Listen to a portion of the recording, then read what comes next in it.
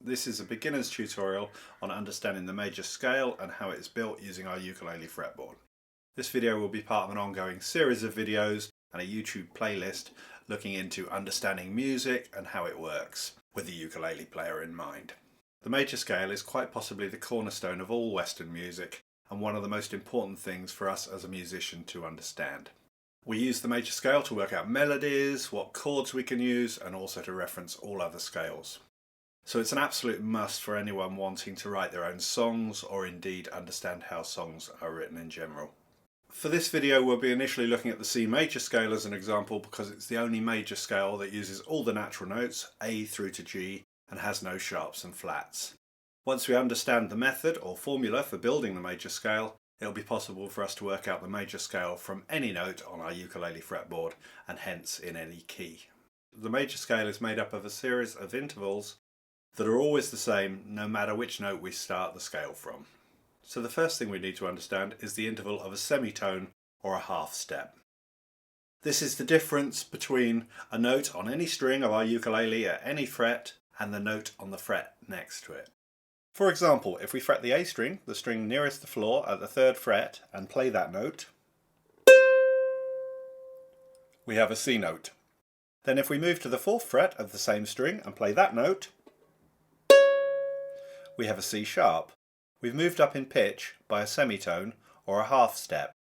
If we move from the 3rd fret, C, down to the 2nd fret, which is a B, we will have moved down in pitch by a semitone or half step. So the movement between a note at one fret and then the next fret on the same string is what's known as a semitone or a half step. The other interval we need to understand is the tone or the whole step. This is the distance between 2 frets on our ukulele. So if we were to start by playing that same C note at the 3rd fret of our A string again, and then play the note at the 5th fret of the same string, we've now moved up in pitch by a tone or a whole step. So if we were to now move in the other direction from that D note at the 5th fret to the C note at the 3rd fret, we've now moved a tone or a whole step down in pitch. If we were to reference this on a piano keyboard, the interval of a semitone or half step is the difference between the note played at any key and the note adjacent to it in either direction, black or white. For example, C to C sharp is a semitone, or B to C is also a semitone. And the interval of a tone or a whole step is the difference between any note on the keyboard and the note 2 keys away in either direction, again black or white. For example, C to D, moving up in pitch by a tone, or say E to D, moving down in pitch by a tone. It doesn't really matter whether you choose to call these intervals semitones or half steps and tones or whole steps. They both essentially mean the same thing. The British music system tends to favour the terms tone and semitone, and the American system the terms half step and whole step. So let's now get into the formula for building the major scale. The major scale always follows this formula, no matter what key we're in. The formula is always tone, tone, semitone, tone, tone, tone, semitone. Or whole step, half step, whole step, whole step, whole step, half step. So if you're able to memorize this formula, you could in theory start from any note on your fretboard and be able to work out the major scale in any key without even knowing what the notes are actually called. In order to build a C major scale on our ukulele, we need to start on a C note, and the lowest one we have available to us is the open C string, the 3rd string from the floor. 1, 2, 3. So if we pluck this open string, we have a C. The first note, or the first degree, or what is also referred to the tonic, of the C major scale. The first interval of the major scale formula is the interval of a tone. So we need to move up 2 frets from the open string to the 2nd fret and play that note. We now have a D, which is the 2nd note or the 2nd degree of the C major scale. The next interval of our formula is another tone, so we move up the fretboard another 2 frets to the 4th fret and play that note, an E, the 3rd note or 3rd degree of the major scale. Now our next interval is a semitone, so this time we just move up the fretboard 1 more fret to the 5th fret and play that note, which is an F, the 4th degree of the C major scale. For our next interval, we're back to the interval of a tone and hence have to move 2 more frets further up the fretboard to the 7th fret where we have a G, the 5th degree of the scale.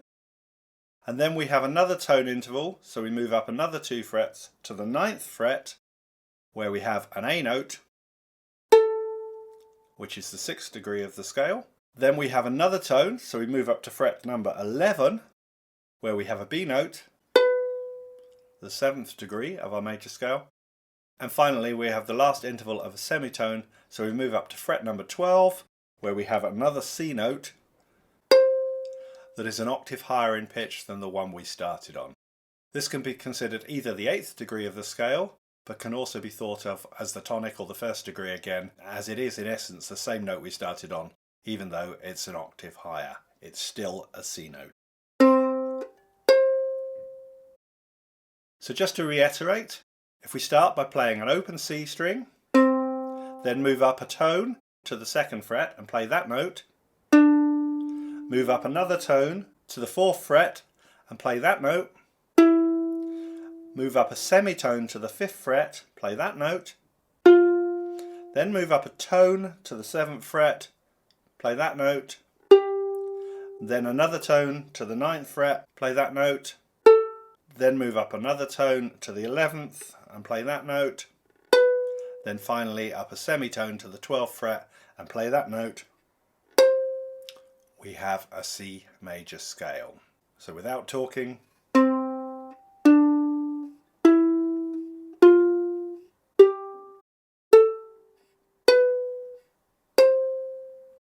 now this is definitely not the best or the most economical way of playing this scale, and in a minute we'll look at a much better way of playing the same scale across the strings. But just to prove a point, if we were to start playing on any of the other 3 open strings, either the A string, the one nearest the floor, or the E string, the second one from the floor, or the G string, the one nearest our face, and were to apply the same formula of tone, tone, semitone, tone, tone, tone, semitone, even without knowing the correct names for all the notes on those strings, we would be able to play an A major, an E major, and a G major scale.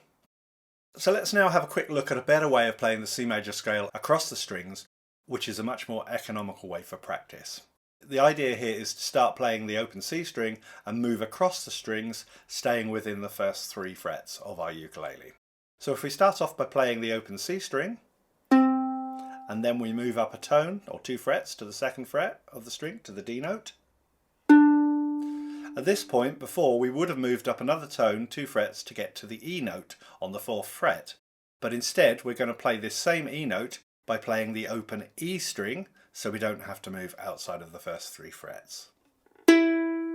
So now we have the first 3 degrees of our major scale, so C, D on the C string and E on the open E string. So now we just have to move up a semitone or 1 fret to the F note at the 1st fret of our E string.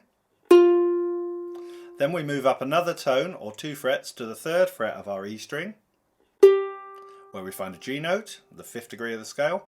Our next interval would be another tone, which means moving up 2 frets to the 5th fret or the A note, but that would mean going outside of the first 3 frets. So instead we play the A note by playing the open A string, the string nearest the floor. Our next interval is a tone, so we move up 2 frets to the 2nd fret where we find a B note, the 7th degree of the scale. And finally we move up 1 more fret, a semitone, to get to the 3rd fret, the C note. So now we have a much more economical way of playing our C major scale by starting on the open C string, and then the D at the 2nd fret of that string, and then we move to play the open E string for our E note, and then an F at the 1st fret of that string, and a G at the 3rd fret of that same string.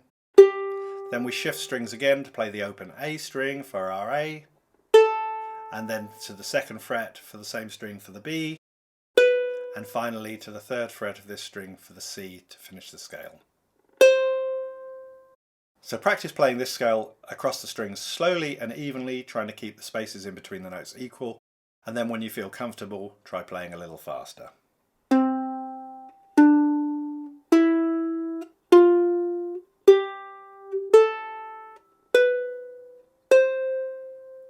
So initially, I would suggest when playing in this position that you use what they call the finger per fret method with your fretting hand.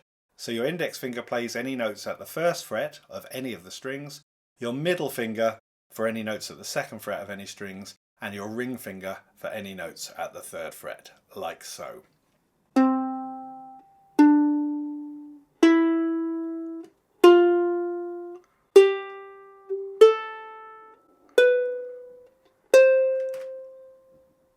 Also practice playing this scale in both directions, moving it up in pitch from C to C, then also moving down in pitch, like so.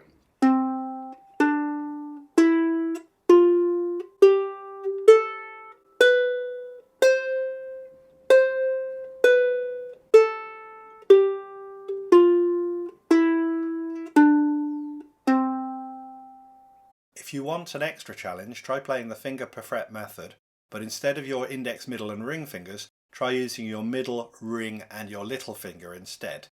By doing this, it gives you the scope for taking the same major scale shape and moving it to different positions on the fretboard, opening up the possibility of playing in different keys. A quick example would be if I were to take the same C major scale shape we are playing and move the whole shape up 2 frets, we would end up with a D major scale, like so.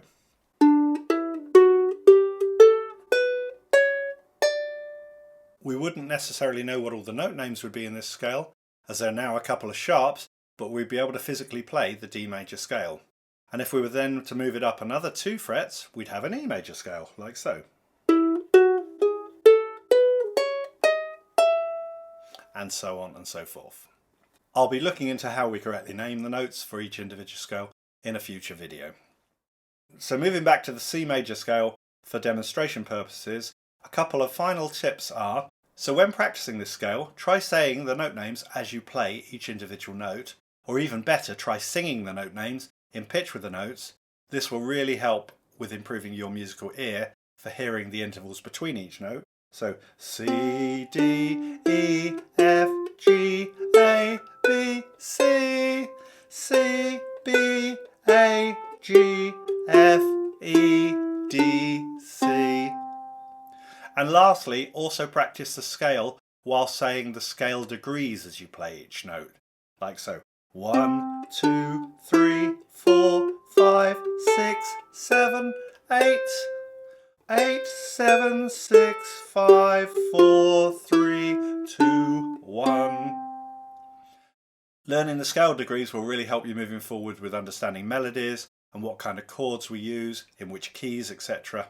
And again, I plan to cover all of this in other videos in this series. So that brings us to the end of this tutorial. If you found it helpful, please consider subscribing to the channel, as I regularly post new tutorials for videos at all levels. Please give the video a thumbs up and feel free to leave a comment if you enjoyed it or if you have any questions. There's also a PDF worksheet to accompany this tutorial, so if you'd like a copy, buy me a coffee. See how to do so in the link in the description below the video, and I'll email one over to you. Thanks very much for watching, and bye for now.